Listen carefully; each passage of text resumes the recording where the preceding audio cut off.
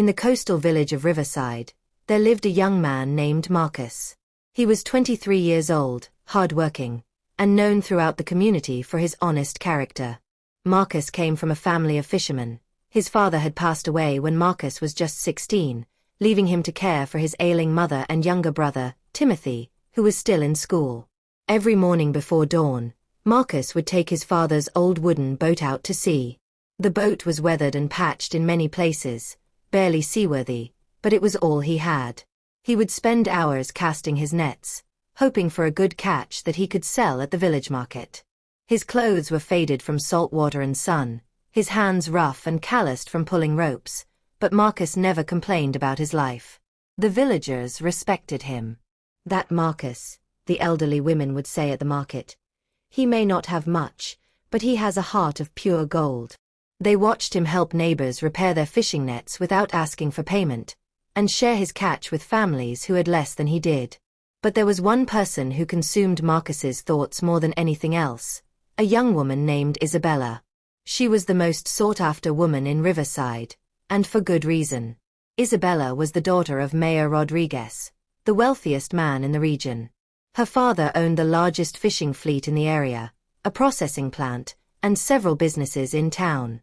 The Rodriguez family lived in a grand house on the hill overlooking the ocean, with iron gates and a security guard at the entrance. Isabella had grown up with every advantage.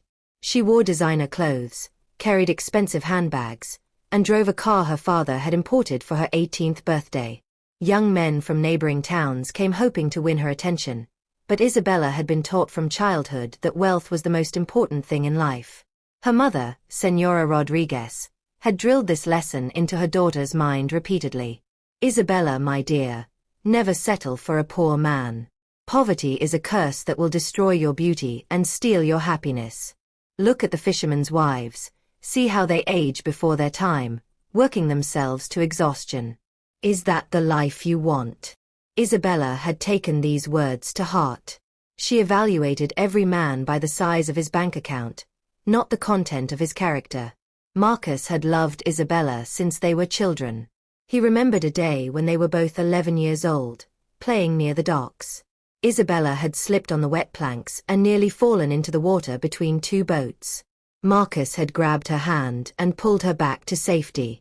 She had looked at him with genuine gratitude then, her eyes warm and kind. "Thank you, Marcus," she had said softly. "You saved me." That moment had stayed with Marcus through the years. Even as their paths diverged, Isabella attending private schools while Marcus worked to support his family, he never stopped caring for her. He would see her occasionally in town, and his heart would race every time their eyes met. Sometimes she would acknowledge him with a brief nod. Other times, she would look through him as if he were invisible. Marcus's best friend, a fellow fisherman named Carlos, often tried to talk sense into him. "Brother, you need to forget about that girl," Carlos would say as they mended their nets together. "She lives in a different world. Her father would never allow it." But love doesn't listen to logic or reason. Marcus held on to hope, believing that somehow, someday, Isabella would see beyond his circumstances and recognize the depth of his feelings. One afternoon, after selling his catch and making slightly more money than usual, Marcus made a decision that would change everything. He bathed carefully, put on his best shirt, the one his mother had sewn for special occasions, and combed his hair neatly. He even borrowed his neighbor's bicycle to ride to the Rodriguez estate because he wanted to arrive looking as presentable as possible. As he approached the massive iron gates of the Rodriguez property, his heart hammered in his chest. The house beyond was magnificent. 3 stories of gleaming white walls, manicured gardens with fountains, and luxury cars parked in the circular driveway. Marcus had never felt more out of place in his life. The security guard, a large man named Bruno, spotted him immediately. "What do you want here, fisherman?" Bruno asked with clear disdain in his voice. Marcus swallowed hard, trying to steady his voice. "Good afternoon, sir. I've come to speak with Isabella. I have something important to tell her." Bruno looked him up and down, his lip curling with disgust. "You want to see Señorita Isabella? Look at yourself. You smell like fish and the ocean. You think you can just show up at the mayor's house? Go back to your boat before I throw you out. Marcus stood his ground, his hands clenched at his sides. Please, sir. Just tell her Marcus is here. We've known each other since childhood. If she doesn't want to see me, I'll leave and never come back. I promise. Bruno stared at him for a long moment, then shook his head. You fishermen never know your place. Wait here, and don't touch anything. He walked inside to deliver the message. Marcus waited, his stomach churning with anxiety. Several long minutes passed before Isabella appeared at the gate. She wore an elegant blue dress that probably cost more than Marcus earned in 3 months, and diamond earrings sparkled in the afternoon sun. Her long dark hair fell in perfect waves around her shoulders. But her expression was cold as she looked at Marcus through the bars of the gate. Marcus, what are you doing here? She asked, her voice sharp and loud enough that household staff gathering nearby could hear every word. Marcus's throat felt dry, but he forced himself to speak. Isabella, I need to talk to you. Please, can we speak privately for just a few minutes? Isabella glanced at the servants watching with interest, seeming to enjoy having an audience. Talk about what? We have nothing to discuss. Isabella, please. Marcus took a deep breath, summoning all his courage. I know I'm not a wealthy man. I know my clothes are simple and my boat is old. I know I can't offer you luxury or comfort right now. But I've loved you since we were children. My heart has always belonged to you. Every morning when I go out to sea, I think of you. Every night before I sleep, I pray for you. He paused, his voice breaking with emotion. I'm asking you to give me a chance. I promise I'll work harder than any man alive. I'll build a future for us. I may not have money today, but I have determination, I have strength, and I have a love for you that will never die. Please, Isabella, just one chance. That's all I'm asking. If you're enjoying this story of rejection and redemption, please hit that like button and subscribe to the channel. Turn on notifications so you don't miss chapter where Isabella's response shocks the entire village. Drop a comment below. Would you give someone a chance if they had nothing but love to offer? Let me know your thoughts. For a moment, silence hung in the air. The servants stopped their whispering. Even Bruno the guard stood still, waiting to hear Isabella's response. Marcus's heart pounded as he watched her face, searching for any sign of compassion or understanding. Then Isabella laughed. It wasn't a gentle laugh or an uncomfortable one. It was cruel and mocking, designed to humiliate. The sound echoed across the courtyard, and Marcus felt as if she had slapped him across the face. Marcus, are you insane? Isabella said loudly, making sure everyone within earshot could hear. You think love is enough? You think I would throw away my life to marry a poor fisherman who reeks of the sea? Look at yourself. You have nothing, no house, no car, no money. What exactly do you think you can offer me? A life of poverty and shame. Marcus tried to speak, but his throat had closed up. Tears burned behind his eyes, but he refused to let them fall. Isabella wasn't finished. She stepped closer to the gate, her eyes cold and merciless. Do you think I want to wake up at dawn and cook over a fire? Do you think I want to wash clothes by hand and live in some tiny shack near the docks? That's what being with you would mean, Marcus.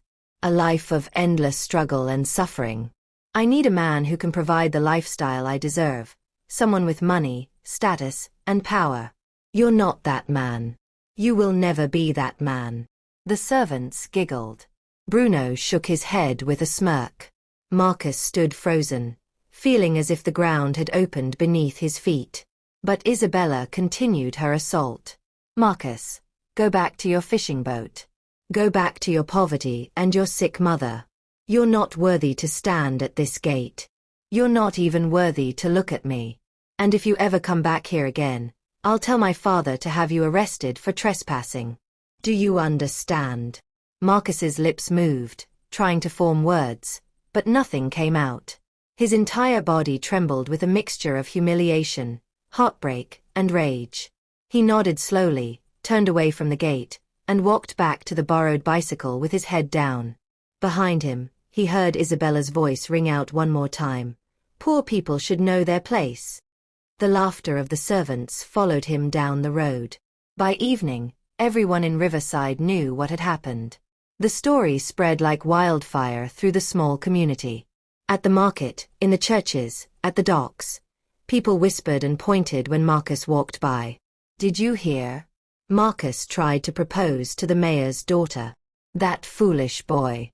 What was he thinking? Isabella humiliated him in front of everyone. Serves him right for reaching above his station. Marcus returned home that night to his small wooden house near the docks. The roof leaked when it rained, the walls were thin, and the furniture was old and worn. His mother, Rosa, lay on her bed in the back room, too weak to get up. His brother Timothy was studying by candlelight because they couldn't afford to keep the electricity on all day. Marcus sat on the edge of his bed, staring at the cracked ceiling. Tears finally came, streaming down his face in the darkness.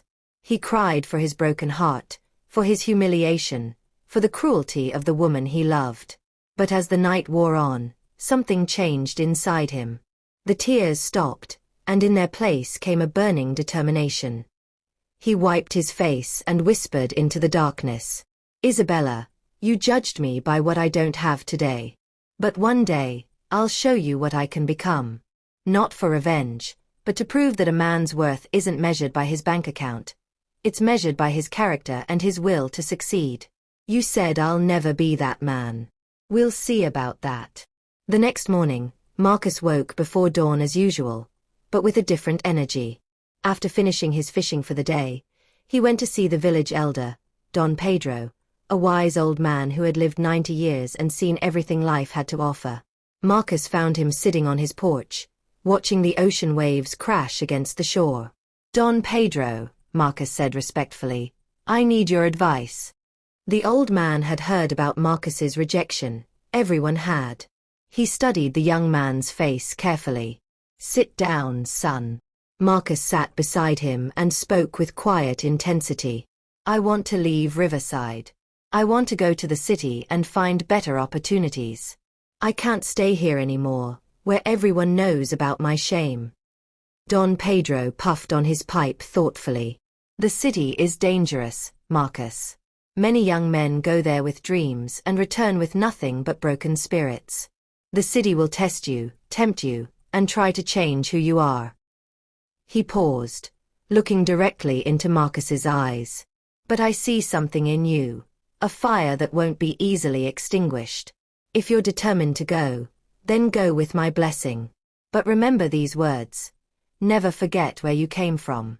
Never forget your mother and brother who depend on you. And most importantly, never let money corrupt your heart. Wealth can build mansions, but it can also build walls around your soul. Marcus nodded solemnly. I promise, Don Pedro. I'll send money home every month. I'll take care of my family. And I'll never become like those who look down on the poor, because I know exactly how it feels. That evening, Marcus told his mother about his decision. Rosa was frightened. The city was far away and full of dangers, but she could see the determination in her son's eyes. My son, she whispered, holding his hand weakly, I'm scared for you. What if something happens? What if you get lost or hurt? Marcus kissed her forehead. Mama, don't worry. I'll be careful. And I'll send money home every month so you can get proper medical treatment and Timothy can stay in school. You won't suffer anymore. I promise you on Papa's memory. His brother Timothy, now 14 years old, hugged him tightly. Don't forget about us, brother. Never, Marcus promised. Everything I do will be for this family. 3 days later, Marcus packed a small bag with 2 shirts, 1 pair of pants, and the Bible his father had left behind. He had saved 2,000 pesos from months of fishing, barely enough for transportation and a few days of food. He took one last look at the small house where he'd grown up, memorizing every detail. Then he walked down to the docks, where Carlos was waiting to see him off. You're really doing this? Carlos asked. Marcus nodded. I have to. There's nothing left for me here. What about Isabella? Marcus's jaw tightened. Isabella made her choice. Now I'm making mine. As the bus pulled away from Riverside, Marcus stared out the window at the ocean he'd known his entire life. He didn't know what awaited him in the city, but he knew one thing for certain. He would never return to this village as a poor man again. The journey to Capital City took 8 hours. When Marcus finally arrived, he was overwhelmed. The city was massive. Tall buildings stretched toward the sky, cars honked constantly, and millions of people rushed in every direction. The noise, the smell of exhaust fumes, the crowds, it was all too much. Marcus stood at the bus terminal with his small bag, not knowing where to go or what to do. He had 1,500 pesos left in his pocket. In a city this expensive, that wouldn't last long. Excuse me, sir, he said to a newspaper vendor. Do you know where someone can find work? The man looked at him with pity. Everyone in this city is looking for work, young man.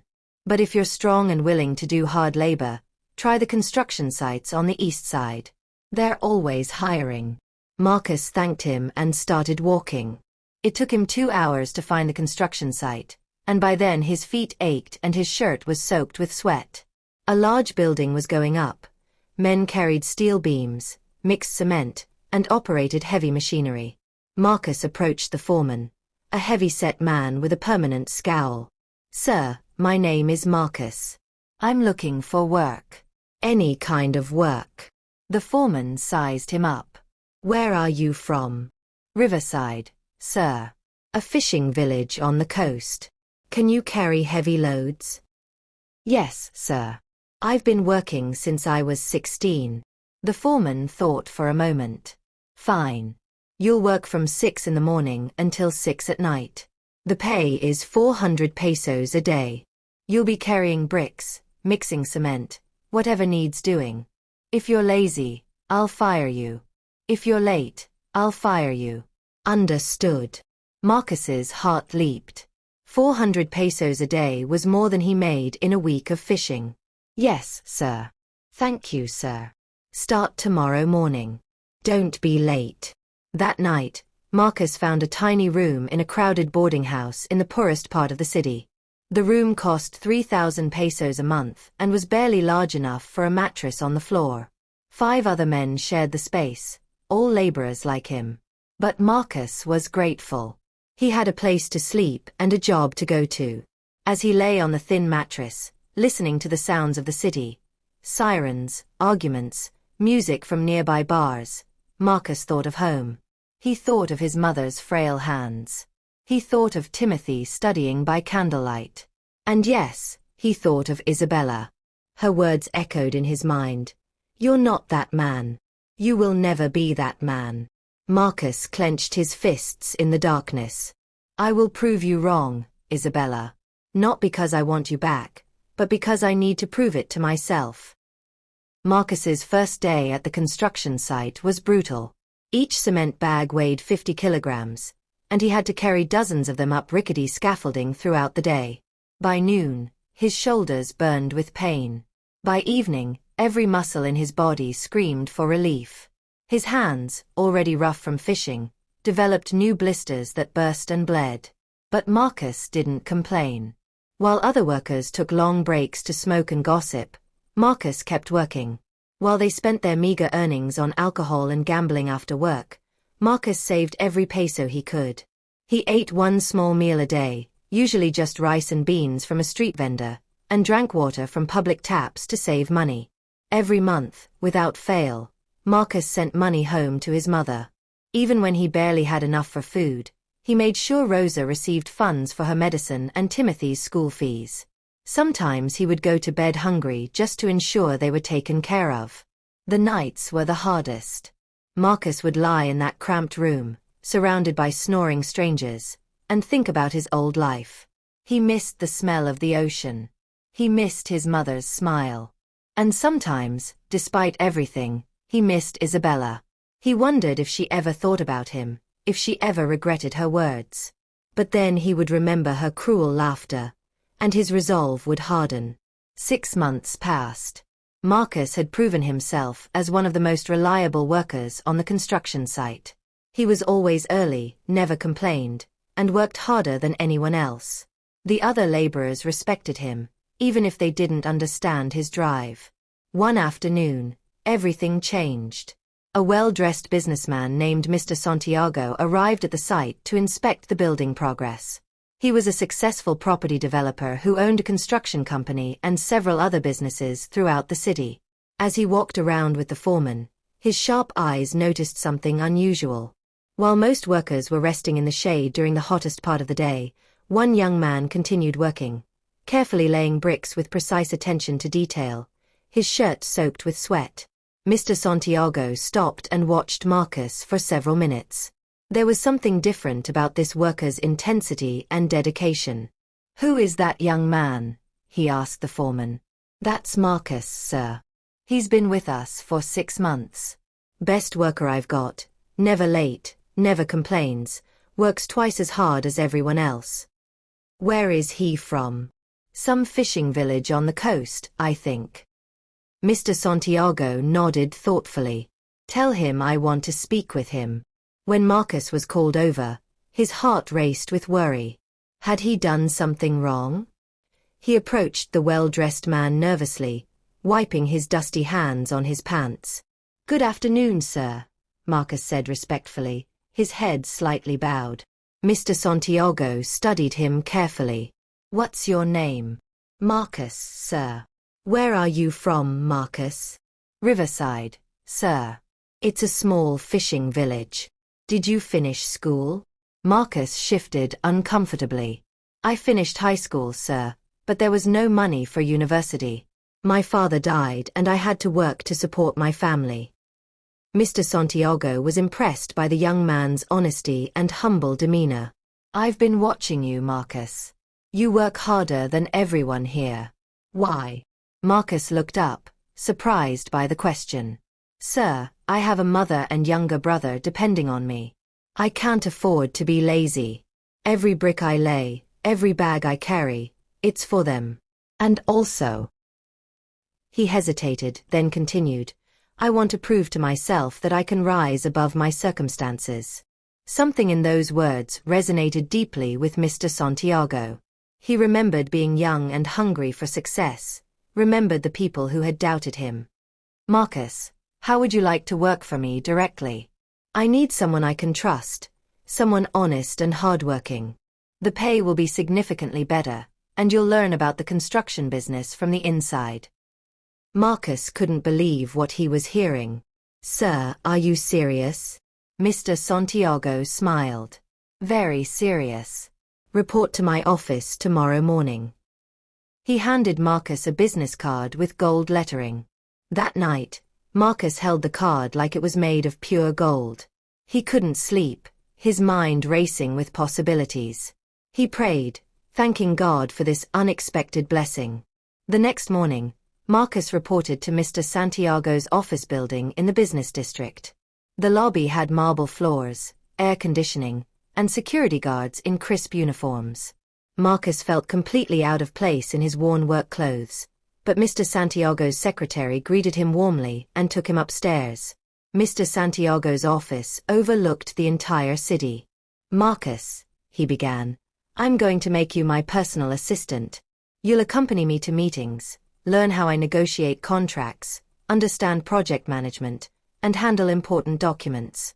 But I need 3 things from you: honesty, loyalty, and that same work ethic you showed on the construction site. Can you give me that?" "Yes, sir," Marcus said firmly. "I won't disappoint you." And he didn't. For the next 3 years, Marcus worked closely with Mr. Santiago, soaking up knowledge like a sponge. He learned about contracts and negotiations, profit margins and supply chains, client relations and business strategy.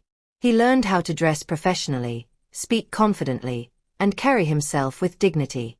Mr. Santiago treated Marcus like the son he never had, mentoring him carefully. "Marcus," he would say, "business is not just about making money. It's about building relationships, treating people fairly, and creating value. Never forget that. Marcus never forgot his roots. Even as his income increased dramatically, he continued living simply. He moved to a slightly better room but still saved most of his earnings. He increased the money he sent home each month. His mother Rosa was finally able to afford proper medical treatment. Timothy was excelling in a better school. At night, after long days at the office, Marcus would go to the public library and read everything he could find about business, leadership, and entrepreneurship. While other young men his age were at clubs and parties, Marcus was studying and planning his future. After 3 years, Mr. Santiago called Marcus into his office. "Marcus, you've learned well. I've watched you grow from a construction worker into a capable businessman. You're ready for the next step." Marcus frowned, confused. "Sir, what do you mean?" Mr. Santiago reached into his desk drawer and pulled out an envelope. Inside this envelope is a check for 5 million pesos. It's not a gift, it's a loan. Use it to start your own business. Pay me back when you succeed. And you will succeed, Marcus. I believe in you completely. Tears filled Marcus's eyes. "Sir, I don't know what to say." "Don't say anything. Just make me proud.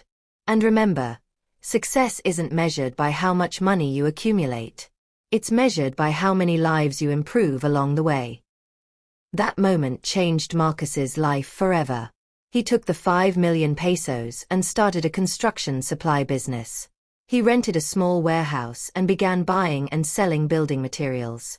His reputation for honesty and reliability spread quickly.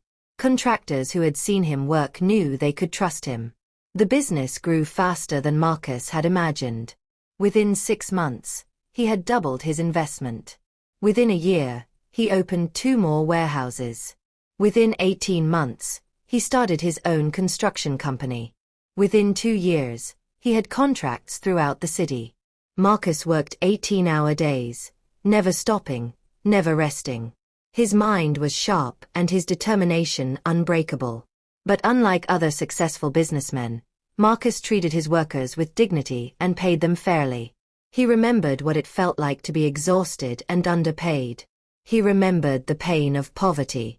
By his 5th year in the city, Marcus had transformed completely. He was no longer the poor fisherman's son from Riverside.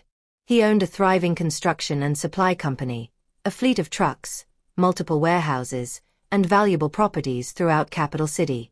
He moved into a beautiful penthouse apartment with floor-to-ceiling windows overlooking the ocean, the same ocean he had once fished in out of desperation. He drove a black luxury sedan and wore tailored suits.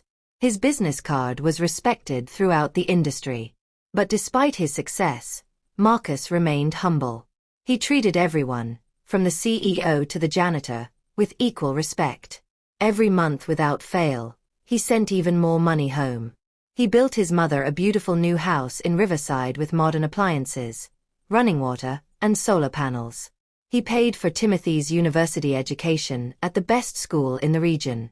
Rosa no longer suffered. She had comfortable furniture, good food, and access to excellent healthcare. But through all of this success, Marcus never forgot Isabella. Her words still echoed in quiet moments. "You're not that man. You will never be that man." Sometimes late at night, standing on his penthouse balcony watching the city lights, Marcus would think about her. He wondered where she was, what had become of her, if she had found the wealthy husband she desired. Part of him wanted to know. Part of him didn't. He had moved on with his life, built something remarkable from nothing.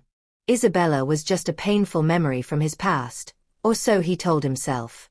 What Marcus didn't know was that back in Riverside, Isabella's life had taken a very different turn. And soon, their paths would cross again in a way neither of them could have imagined. While Marcus was building his empire in Capital City, life in Riverside had been anything but kind to Isabella Rodriguez. After Marcus left the village, Isabella became even more selective about the men who pursued her. Wealthy suitors from neighboring towns came regularly, but none of them met her impossibly high standards. "His business isn't big enough," she would say. "His car is last year's model." His family doesn't have enough influence. Her mother, Senora Rodriguez, encouraged this pickiness. You're too special to settle, my daughter. Wait for the perfect man, the richest, the most powerful, the most successful. And so Isabella waited, confident that she would eventually find exactly what she wanted. Then, 2 years after Marcus had left Riverside, a man named Victor Morales arrived in the village. He was 42 years old, drove a new Range Rover, wore expensive watches, and claimed to own multiple businesses in the city. He was flashy, confident, and everything Isabella thought she wanted. When Victor saw Isabella at the town plaza, he was immediately captivated by her beauty. He pursued her aggressively, showering her with expensive gifts and taking her to fancy restaurants. To Mayor Rodriguez, Victor presented himself as a successful entrepreneur with political connections. Mayor Rodriguez, Victor said one evening over dinner, I would like your permission to marry your daughter. Name your price for the dowry and I'll pay it gladly. Mayor Rodriguez, impressed by Victor's apparent wealth and not bothering to investigate his background, agreed enthusiastically. Within 3 months, they were married in an elaborate ceremony that cost more than most families in Riverside earned in a year. The entire village attended. Isabella wore a designer wedding gown imported from Europe. There was champagne, live music, and lavish decorations. Senora Rodriguez beamed with pride, telling everyone who would listen, You see? I told my daughter to wait for the right man. God has blessed her beyond measure. But behind closed doors, marriage to Victor Morales was a nightmare Isabella never could have imagined. Victor had lied about almost everything. His businesses were actually fronts for illegal activities. The wealth he displayed was borrowed money and fraud. And worst of all, he had 3 other wives in different cities, women he had deceived and abandoned, just as he would eventually abandon Isabella. Within weeks of the wedding, Victor's true nature emerged. He was controlling, verbally abusive, and had a terrible temper. He would come home drunk and belittle Isabella. You think you're so special, he would shout. You're nothing but a pretty face. That's all you'll ever be. Isabella was forbidden from seeing her friends or family without permission. Victor controlled every aspect of her life. And when she tried to resist, he became violent. The first time he hit her, Isabella was so shocked she couldn't speak. She had married for wealth and status, and instead found herself trapped in an abusive prison. She couldn't tell her parents. The shame would be unbearable. What would people say? That she couldn't manage her own marriage? That she had made a mistake? Pride kept her silent, even as she suffered. Within 2 years, Victor's fraudulent empire began collapsing. It turned out he owed money to dangerous people, loan sharks, criminals, corrupt officials. Creditors started showing up at their home, demanding payment. Victor gambled away whatever money remained, desperately trying to win back his losses. One by one, everything was sold. The Range Rover, the furniture, Isabella's jewelry, all of it went to pay debts. They moved from a nice house to a small apartment, then to an even smaller one. Isabella, who had once lived in luxury, now struggled to afford basic necessities. The other wives Victor had abandoned tracked him down, revealing the full extent of his deception.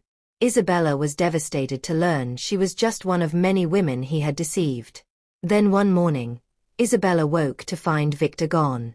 He had packed whatever he could carry in the middle of the night and disappeared, leaving her with nothing but unpaid bills and threats from the people he owed money to. The landlord evicted her. Collection agents harassed her.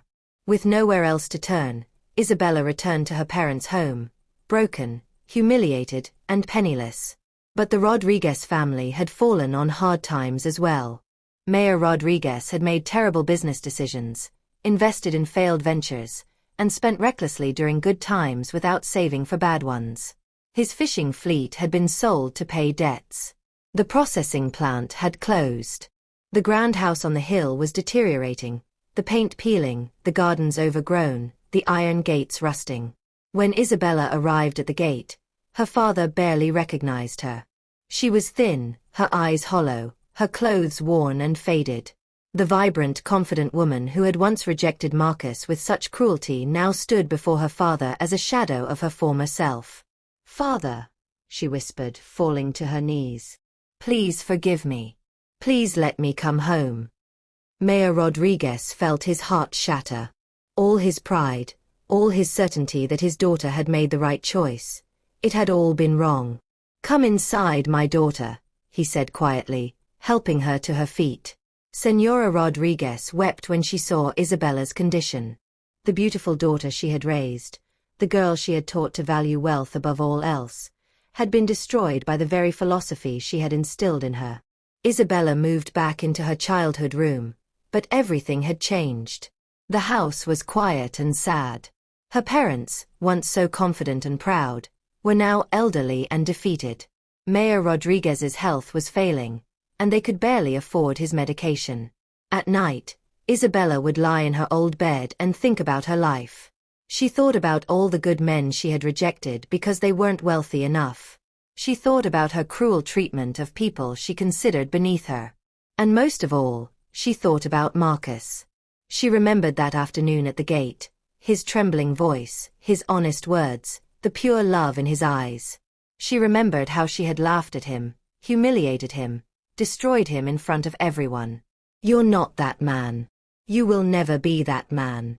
Those words haunted her now. She would cry herself to sleep, whispering into the darkness, "Marcus, I'm so sorry. I was such a fool.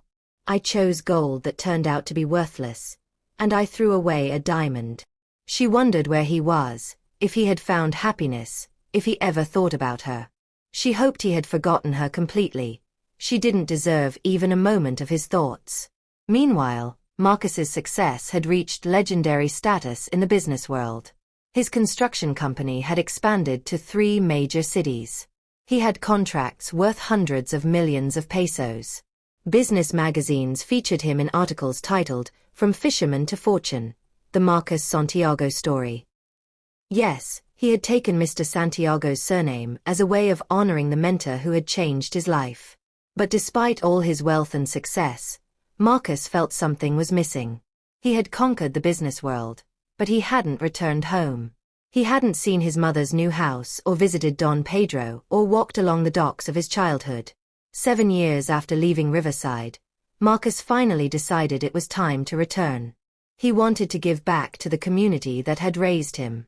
He wanted to help the village that had seen him at his lowest point. And yes, a part of him, a part he tried to ignore, wondered about Isabella. Marcus sent word to the village elders that a successful businessman who was born in Riverside wanted to meet with them about community development projects. He didn't reveal his identity. He wanted to see their genuine reactions. The village buzzed with excitement. Who could this mysterious benefactor be? The elders organized a welcoming ceremony in the town plaza. Women prepared food, children practiced songs, and the entire community gathered in anticipation. On the appointed day, early in the morning, people filled the plaza. Everyone was there, from the oldest fishermen to the youngest children. Don Pedro, now 97 years old and walking with great difficulty, insisted on being present. Mayor Rodriguez, elderly and unwell, came with his wife to represent the community, though he had lost much of his former authority. Isabella stood toward the back of the crowd, hidden behind other women. She didn't want to be seen. She was ashamed of her worn clothes and faded beauty. But curiosity drew her there. She wondered who this wealthy man could be. Around noon, they heard the sound of multiple car engines.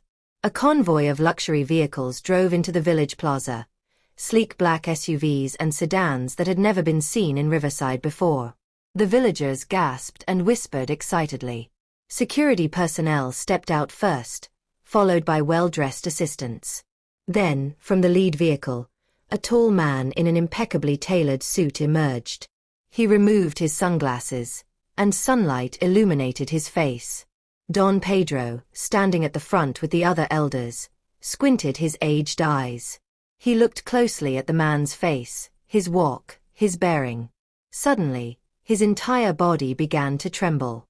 "Marcus," he whispered, his voice breaking. "Is that you, my son?" The man smiled warmly, his eyes glistening with emotion. "Yes, Don Pedro. It's me. I've come home." The plaza erupted in chaos. People shouted in disbelief. "Marcus, the fisherman's son. It can't be. Is this really the same boy who left here with nothing?" Marcus walked forward and bowed respectfully before Don Pedro, just as he had done 7 years ago as a broken young man. The elderly man placed his shaking hands on Marcus's shoulders, tears streaming down his weathered face. "My son," Don Pedro said, his voice filled with emotion. "You left here with empty hands and a wounded heart.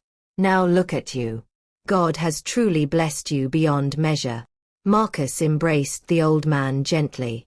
"Don Pedro, everything I am today started with your wisdom and blessing. I never forgot your words."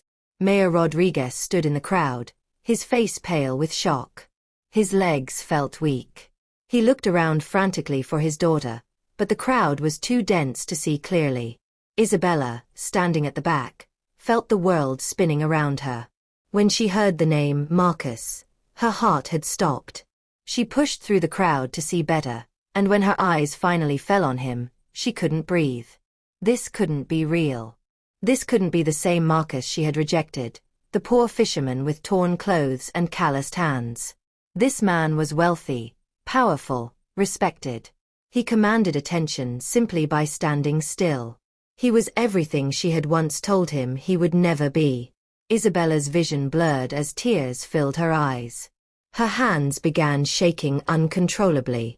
She covered her mouth to stop herself from crying out loud.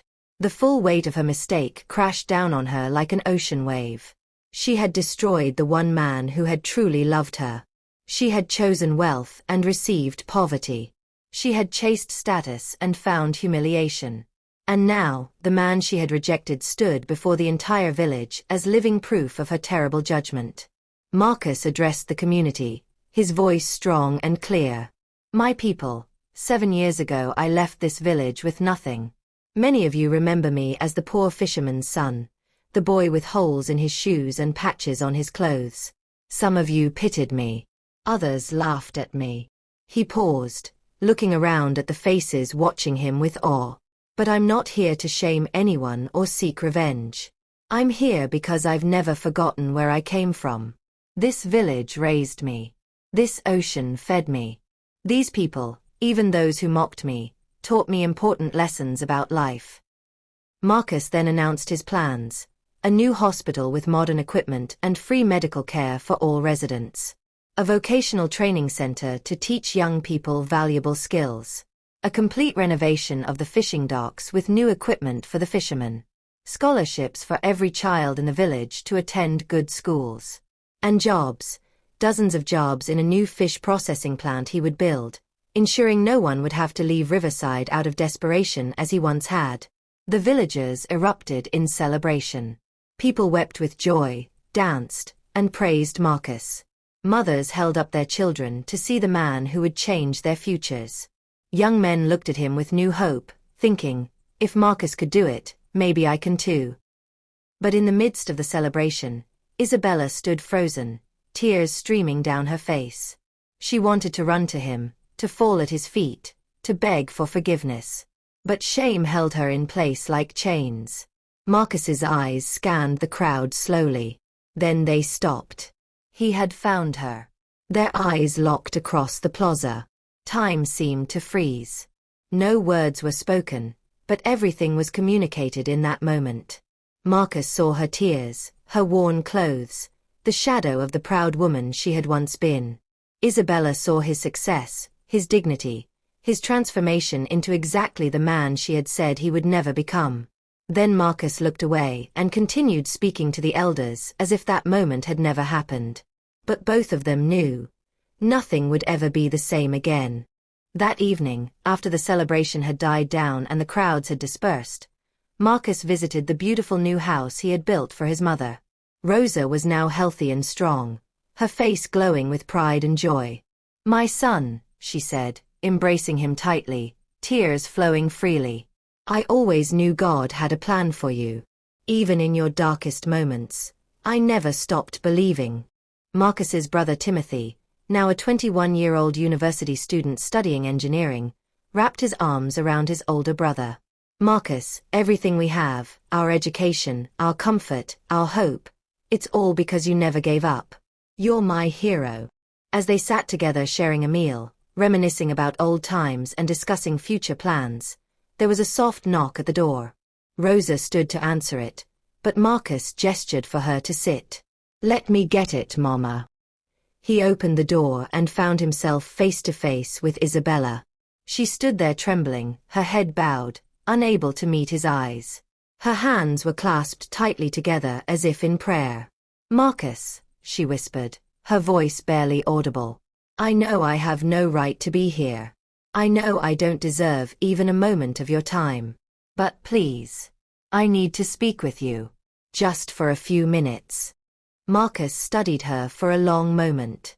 He could see the suffering etched into her face, the weight of regret in her posture. Part of him, the part that still carried the wound of her rejection, wanted to close the door. But another part, the part that Don Pedro and Mr. Santiago had carefully cultivated, wouldn't allow it.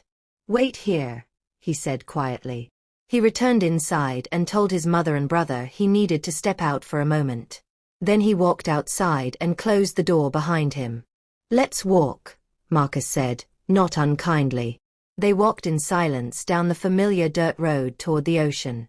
The evening sun painted the sky in brilliant oranges and purples. The sound of waves crashing against the shore filled the air, the same sound Marcus had grown up with, the same sound that had accompanied both his happiest and most painful memories. Finally, near the old docks where they had played as children, Marcus stopped and turned to face her. "What do you want to say, Isabella?" Isabella's composure crumbled. She fell to her knees right there on the dock, her whole body shaking with sobs.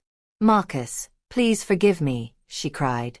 "I was so foolish, so blind, so cruel. I judged you by your poverty when I should have seen your character. I laughed at your love when it was the most precious gift anyone ever offered me. I told you that you would never be the man I needed, but the truth is I was never the woman you deserved." She looked up at him, her face wet with tears. "The man I married for his money destroyed me, Marcus. He beat me, humiliated me, abandoned me. Everything I chased turned to dust in my hands. And every single day since you left, I've thought about what I did to you. Every day I've hated myself for throwing away something real for something fake." Isabella's voice broke completely. "I'm not asking you to take me back. I'm not asking for your love. I killed that love with my own cruelty. But please, Marcus, I'm begging you to forgive me. This guilt is eating me alive. I can't sleep. I can't breathe. I need to know that you don't hate me." Marcus looked down at her kneeling figure. He remembered that day 7 years ago when he had stood at her father's gate, his heart full of hope, only to be crushed by her words. He remembered the laughter of the servants, the shame that had burned through him, the nights he had cried himself to sleep. For a long moment, he said nothing. Then he spoke, his voice steady but filled with emotion. "Isabella, stand up. You don't need to kneel before me." She stood slowly, her legs shaking beneath her. Marcus continued. "Yes, you hurt me. Yes, your words shattered me into 1,000 pieces. For months after I left Riverside, your voice haunted my dreams. You're not that man. You will never be that man." Those words played in my mind every single day. He paused, his eyes distant as he remembered. "But you know what? Those words also saved me. They pushed me harder than anything else could have. Every time I wanted to quit, every time the work seemed too hard or the dream too impossible, I heard your voice. And I told myself, I will prove her wrong. Not to hurt her, but to prove to myself that a person's current situation doesn't define their future." Marcus looked directly into Isabella's eyes. "In a strange way, your rejection made me who I am today. It taught me that other people's judgments don't determine my worth. It taught me that temporary circumstances are just that, temporary. It taught me that character matters more than comfort." Isabella's tears continued falling, but now there was hope mixed with the pain in her eyes. But most importantly, Marcus continued, it taught me about forgiveness. When I was angry and bitter, lying on that thin mattress in the city, I had a choice. I could let hatred consume me, or I could use the pain as fuel for something better. I chose the latter. He took a deep breath. Isabella, I forgave you a long time ago. Not because you asked for it. Not because you deserved it. But because holding on to that anger would have poisoned my soul. Unforgiveness is like drinking poison and expecting the other person to die. I refused to let bitterness destroy the good thing I was building. Isabella's eyes widened with disbelief. You forgive me? Marcus nodded slowly. Yes. I forgive you completely. But you need to understand something. Forgiveness doesn't mean forgetting. It doesn't mean we go back to how things were. It means I release the debt you owe me. It means I choose not to hold your mistakes against you anymore. It means I wish you well, even though we can never be what we might have been. He reached into his jacket pocket and pulled out an envelope, just as he had done for so many others throughout his journey. Inside this envelope is money, enough to start a small business. Use it wisely, Isabella. Rebuild your life. And this time, measure people by their character, not their bank accounts. Value integrity over income. Seek substance over status. Isabella stared at the envelope, unable to move or speak. Marcus, why? After everything I did to you, why would you help me? Marcus's expression softened. Because someone helped me when I had nothing. Mr. Santiago believed in me when he had no reason to. He gave me a chance when others saw only a poor construction worker. If I can't show that same kindness to someone from my own village, someone I once cared deeply about, then what's the point of all this success? He placed the envelope in her trembling hands. Use this money to start fresh, Isabella. Open a shop, learn a trade, build something meaningful. Take care of yourself and your parents. Your father is sick. I've arranged for him to be taken to the best hospital in the region. All expenses are covered. Isabella clutched the envelope to her chest, sobbing uncontrollably. Marcus, I don't deserve this. I don't deserve any of your kindness. None of us deserve grace, Isabella, Marcus said gently. But we receive it anyway. That's what makes it grace. He turned to walk away, then paused and looked back at her one more time. Isabella, you made a mistake. A terrible, painful mistake. But mistakes don't have to define us forever. What defines us is what we do after the mistake. You can spend the rest of your life drowning in regret, or you can use this second chance to become someone better. The choice is yours. With those final words, Marcus walked back toward his mother's house, leaving Isabella standing alone on the dock as the sun set over the ocean. Isabella watched him go, understanding with perfect clarity what she had lost. She had rejected a diamond and chased fool's gold. She had destroyed something real for something fake.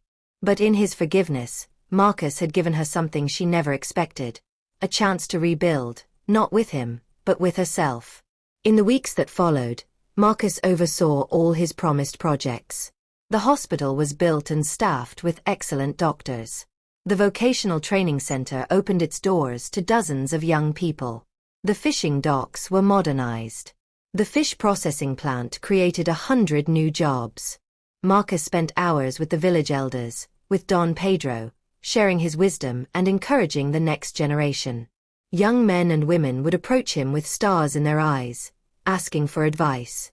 How did you do it? They would ask. How did you go from having nothing to having everything? Marcus's answer was always the same. I worked harder than everyone else. I saved when others spent. I learned when others partied. I never gave up when things got difficult. But most importantly, I never let rejection or poverty change who I was inside. Your circumstances are temporary. Your character is permanent. Invest in character. Don Pedro, in one of his final conversations before passing away peacefully in his sleep, told Marcus, "My son, when you came to me 7 years ago, broken and rejected, I saw a warrior. Many young men would have become bitter and twisted. But you channeled your pain into purpose. Now you've returned not just with wealth, but with wisdom. That's the mark of true success. Mayor Rodriguez, after receiving treatment at the hospital Marcus had funded, personally came to thank him with tears in his eyes. Marcus, I was a proud fool. I taught my daughter to value all the wrong things. You offered her genuine love and I helped her throw it away. You've shown more grace to my family than we ever deserved. Marcus simply replied, Sir, we all make mistakes. What matters is learning from them. Isabella used the money Marcus gave her to open a small tailoring shop in the village. She worked hard, served her customers honestly, and slowly rebuilt her reputation. She became known as someone who mentored young women, warning them against making the same mistakes she had made. Don't chase money, she would tell them. Chase character. Don't pursue status. Pursue substance. I rejected a good man because he was poor, and it was the biggest mistake of my life. Learn from my story. Don't judge people by their current circumstances. Some of the richest people are empty inside, and some of the poorest people have hearts of pure gold. Marcus eventually married a wonderful woman named Elena, whom he met in capital city. She was a teacher who valued education and compassion over wealth. They built a beautiful family together, 3 children whom Marcus raised with the same values Don Pedro had taught him: humility, hard work, generosity, and forgiveness. Years later, Marcus's children would ask him about his journey. He would sit with them and tell them the entire story: the rejection, the pain, the struggle, the success, and most importantly, the forgiveness. Remember this, my children, he would say. How people treat you in your low moments reveals their true character.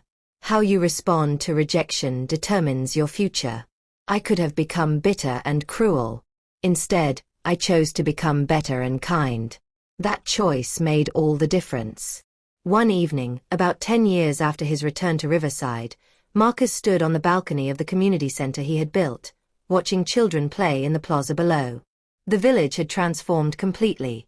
New buildings, paved roads, thriving businesses, and most importantly, hope in people's eyes. Isabella walked past with her teenage nephew, on their way to the library Marcus had funded. When she saw him, she smiled genuinely, not with romantic longing, but with sincere gratitude and respect. Marcus smiled back and waved. In that moment, Marcus realized something profound. His success wasn't measured by his bank account, his businesses, or his properties. His true success was measured by the lives he had touched, the community he had lifted, and the grace he had extended even to those who had hurt him. He thought back to that day at the Rodriguez gate when Isabella had crushed his heart. If he could go back and change that moment, would he? No, he realized. Because that pain had forged him into who he was today. That rejection had set him on a path that led not just to wealth, but to wisdom. That humiliation had taught him compassion that no amount of money could buy. Marcus smiled as the sun set over Riverside, painting the sky in brilliant colors. He had left this village as a broken young man with empty pockets and a wounded heart. He had returned as a successful man with full hands and a healed soul. And in the end, that was the greatest victory of all. The end. What an incredible journey. From rejection to redemption, from poverty to prosperity, from bitterness to forgiveness. Marcus's story shows us that our current circumstances don't define our future, and our response to pain shapes our destiny. If this story touched your heart, please hit that like button and subscribe to this channel. Share this video with someone who needs encouragement today. Drop a comment below and tell me, what lesson from Marcus's story resonated most with you? Was it his determination, his humility, or his ability to forgive? Remember, dear viewers, success isn't about what you have, it's about who you are and how you treat others. Your current situation is not your final destination. Keep working, keep believing, and never let rejection define you. Thank you so much for watching this complete story. I have many more inspiring stories coming your way, so make sure your notifications are turned on so you don't miss them. Until next time, stay blessed, stay humble, and remember, The best revenge is massive success combined with genuine forgiveness.